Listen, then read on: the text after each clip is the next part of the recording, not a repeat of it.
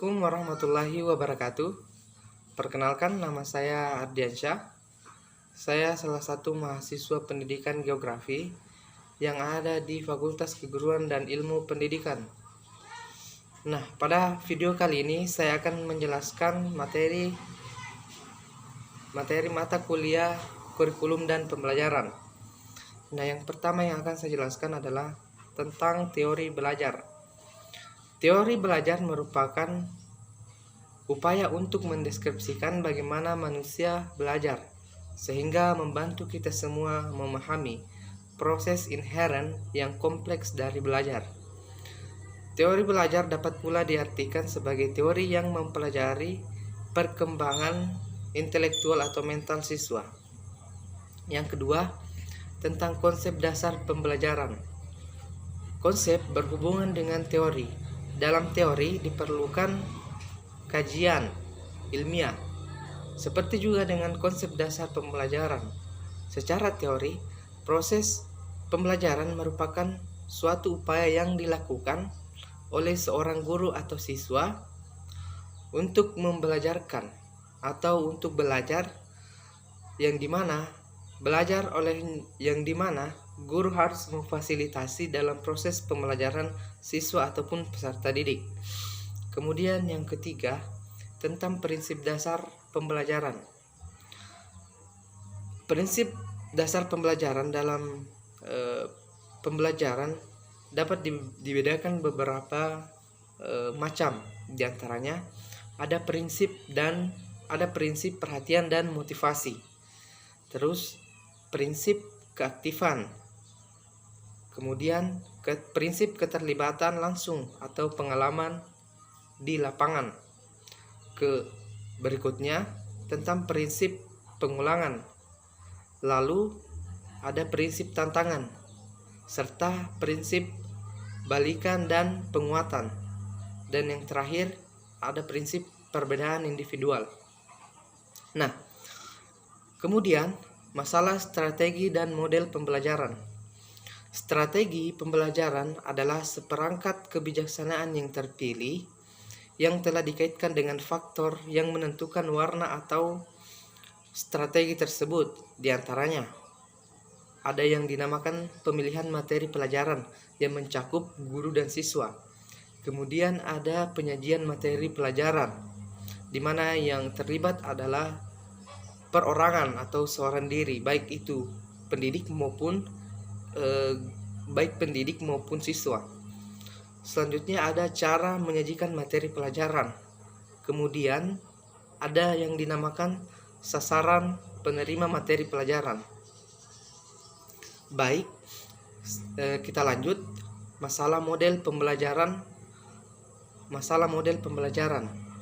Nah, pengertian dari masalah model pembelajaran adalah suatu desain yang menggambarkan proses rincian dan penciptaan situasi lingkungan yang memungkinkan siswa dapat beradaptasi sehingga terjadi perubahan, baik dalam perubahan berinteraksi maupun perubahan dalam mengembangkan diri. Nah, adapun macam-macam model pembelajaran. Yang pertama, ada yang dinamakan pembelajaran mencari dan bermakna, di mana peserta didik berperan aktif untuk menggali ilmu pengetahuan yang telah diberikan oleh tenaga pendidik. Nah, yang khususnya itu yang memiliki makna, di mana makna ini berfungsi sebagai mampu mengimplementasikan pengetahuan yang telah diberikan oleh tenaga pendidik. Kemudian ada yang dinamakan model pembelajaran kooperatif, di mana seluruh siswa maupun tenaga didik mampu terlibat semua di dalamnya.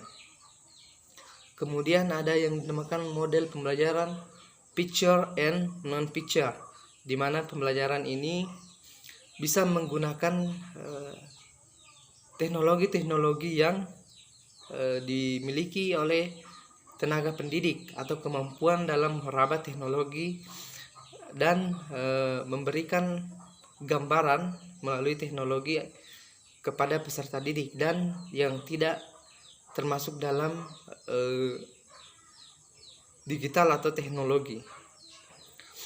Kemudian ada yang model pembelajaran berdasarkan masalah, di mana di sini peserta didik dan tenaga pendidik memberikan pelajaran dan menerima pelajaran sesuai fakta-fakta yang ada di lapangan, dan masalah yang diberikan harus memiliki solusi yang tepat. Kemudian ada yang dinamakan model pembelajaran penemuan terbimbing, di mana tenaga pendidik memberikan arahan-arahan kepada peserta didik, di mana sebelumnya teori-teori ini telah fakta atau sudah jelas kenyataannya dan memiliki arah serta tujuan yang tepat yang diberikan untuk peserta didik.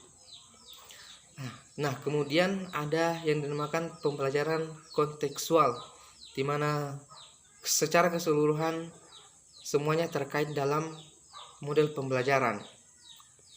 Nah, kemudian yang akan saya jelaskan mengenai masalah pendekatan pembelajaran. Nah, pendekatan pembelajaran ini juga sangat penting bagi peserta didik maupun tenaga pendidik. Namun yang paling berperan penting di sini adalah tenaga pendidik itu sendiri, di mana tenaga pendidik harus berusaha memberikan perhatian lebih kepada peserta didiknya. Nah, adapun untuk pengertian dari pendekatan pembelajaran itu sendiri bisa dibilang jalan atau arah yang ditempuh oleh seorang tenaga pendidik atau guru kepada siswa dalam mencapai tujuan pembelajaran. Dilihat bagaimana materi yang disajikan oleh tenaga pendidik.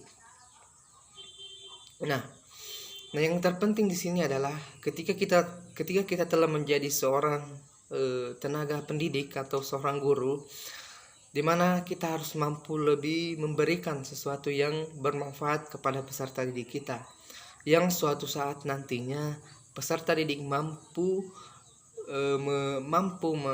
mengimplementasikan sesuatu yang diberikan kepada masyarakat atau khalayak umum, sehingga kita sebagai tenaga pendidik atau seorang guru akan merasa bangga, termasuk ketika peserta didik kita mampu menjadikan materi-materi atau pengetahuan yang diberikan kepada kita mampu digunakan dengan baik dan ke arah yang positif maupun ke arah yang lebih baik.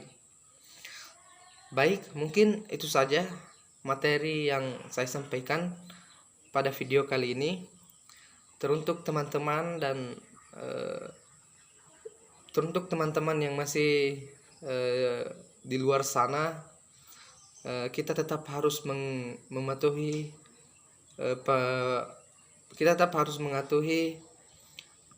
aturan-aturan pemerintah masalah COVID-19 ini, dimana kalau kita keluar harus tetap pakai masker, jaga jarak, selalu cuci tangan ketika keluar rumah.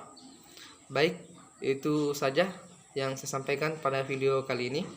Saya ucapkan banyak terima kasih dan Assalamualaikum warahmatullahi wabarakatuh.